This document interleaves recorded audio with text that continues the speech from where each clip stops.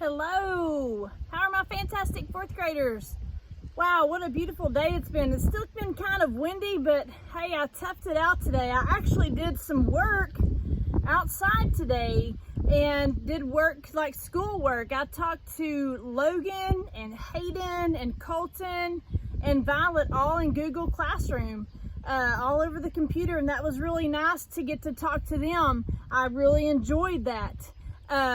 And just remember that you can do that too. If you need to ask me a question or make a comment, do it in Google Classroom if you want, or through email. I hope you guys are doing well.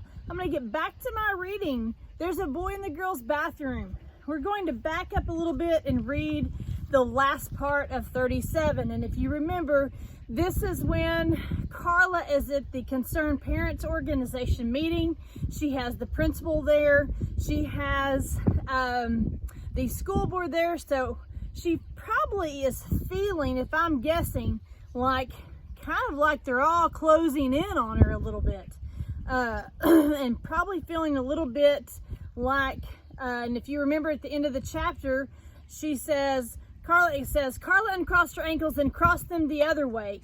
So if she's doing that, if we're looking at and reading about the character's behavior, their actions, she might be feeling a little bit nervous if she's doing that with her ankles, okay? As she looked at the angry group of parents, she had the horrible feeling that they all wanted to bite her on the bottom. All right, let's begin chapter 38. Bradley Chalkers, homework, book report, My Parents Didn't Steal an Elephant by Uriah C. Lasso, Mrs. Evel's class, room 12, Red Hill School, last seat, last row, next to Jeff. You can tell that he's writing the heading on his book report. My Parents Didn't Steal an Elephant by Uriah C. Lasso by Bradley Chalkers. My Parents Didn't Steal an Elephant was a very funny and crazy book by Uriah C. Lasso, a funny author to write such a book. It's a story told by a kid. The kid's parents are in jail because they stole an elephant, except they are innocent. Hey, I just realized something. You know what? You never know the kid's name. I just realized that. You know what else too? You don't know if the kid is a boy or a girl. I just realized that right now as I was writing this book report, because I didn't know whether to write he or she. I told you it was crazy. The kid lives with his aunt and uncle. They're crazy too. They put wallpaper up in the garage for no reason. I told you they were crazy. Ace is crazy too. He's the lawyer for the kid's parents. He makes the kid practice crying for an hour every day so the kid will be able to cry good in court.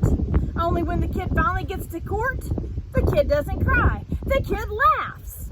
Then everybody else laughs too. Then the kid's parents get to go home because they're innocent. Except, do you want to know something? I'm not so sure. I mean, if they really were really innocent, then who ate all the peanuts? I told you it was crazy. The end. The end. Absolutely wonderful, said Carla. Is it good? Asked Bradley. You captured the very essence of the book. He smiled, even though he didn't know what essence meant. They were sitting around the round table. It was Thursday before school. Bradley had to turn in his book report to Mrs. Ebel, but he wanted Carla to see it first, just in case. He ripped it up. Carla was wearing a fluffy pink sweater. I always wondered what happened to the peanuts too, she said. Me too, said Bradley. And they could have hid the elephant in the garage. That's why they put wallpaper there, to cover up fingerprints. Do elephants have fingerprints? Asked Carla. Well, maybe they have trunk prints. He laughed. Well, I have to go to Mrs. Evel's class. Here's your book back. Thank you. I didn't write on it or spill food or anything.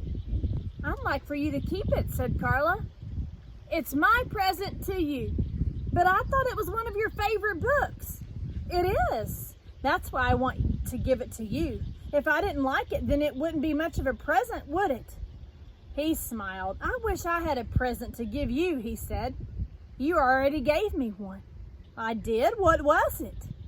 The book report. The smile left his face. What's the matter? Well, I'm supposed to give it to Mrs. Ebel, but that's okay. You can have it.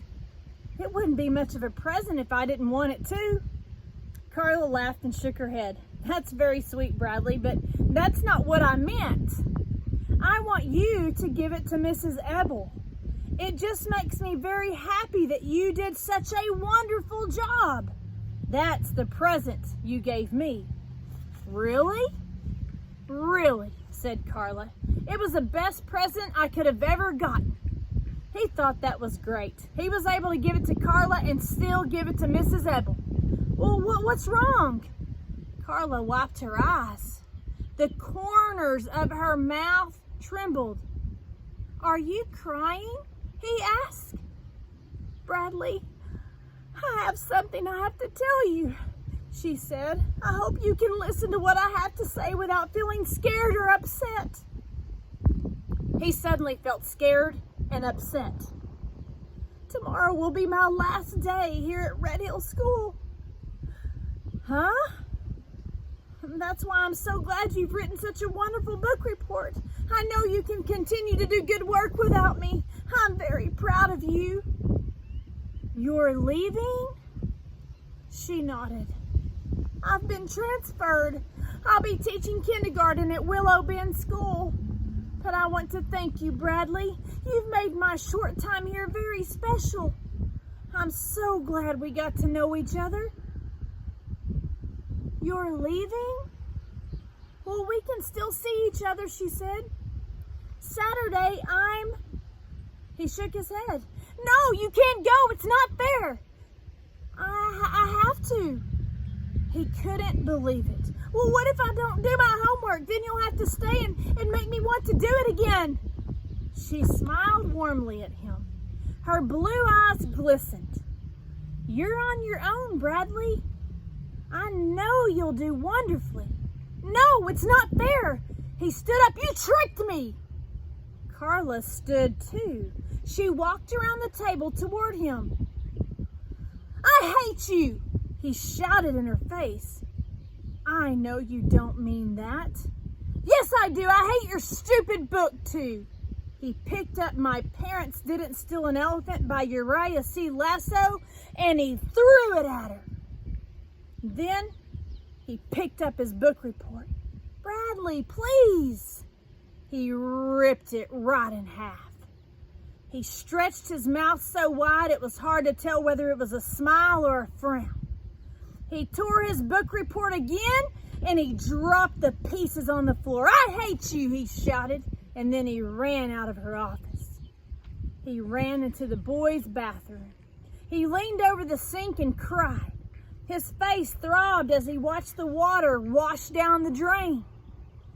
There was a knock on the bathroom door.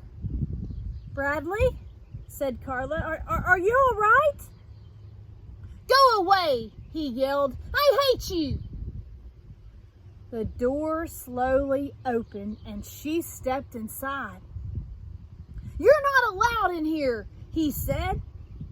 I think it's important that we talk, said Carla. That's how friends handle their problems, by talking about them.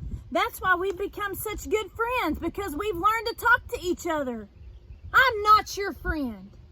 Well, why would I want to be friends with you? I hate you. I like you, Bradley. I can like you, can't I?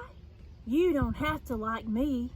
I'm not going to Colleen's birthday party, he said, and I don't like Jeff either.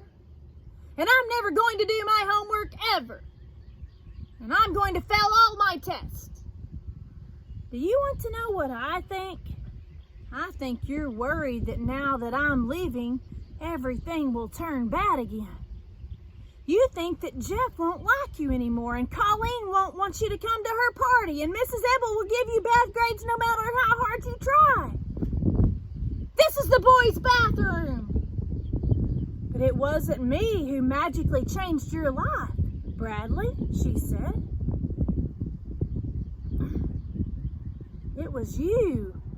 You're not Cinderella, and I'm not Prince Charming. You're not allowed in here, he said coldly. Saturday, I'm going to need someone to help me move all of my things out of the office, she said. I would appreciate it very much if you would come and help me. And then afterward, we could have lunch together. We can go to a restaurant, just the two of us. He wanted to go to her, to hug her in her soft pink sweater, but he couldn't. He felt like his insides were being ripped apart. It will be lots of fun, said Carla, and it would be a great help to me. Well, I have to use the toilet. Well, maybe I'll see you on Saturday, said Carla. I would like that very much. She turned and walked out the door. Bradley stayed in the bathroom until the bell rang, and then he went home sick. All right, guys, that ends that chapter. Wow, what a big chapter. Man, Bradley did not handle the news well at all about Carla leaving to go be a kindergarten teacher at another school. Man, it went like from good to worse, didn't it? Just in one chapter. Now I can't wait to see what's going to happen when we continue, how this is going to all fall into place. How is this going to end? All right, guys, we will not be having school on Thursday and Friday, so I will not be reading. Let's see, today. So yes, I won't be reading until Monday. So I'll see you guys on Monday. Hey, enjoy your 2 days off and enjoy your long weekend. Talk to you later, guys. Bye-bye now.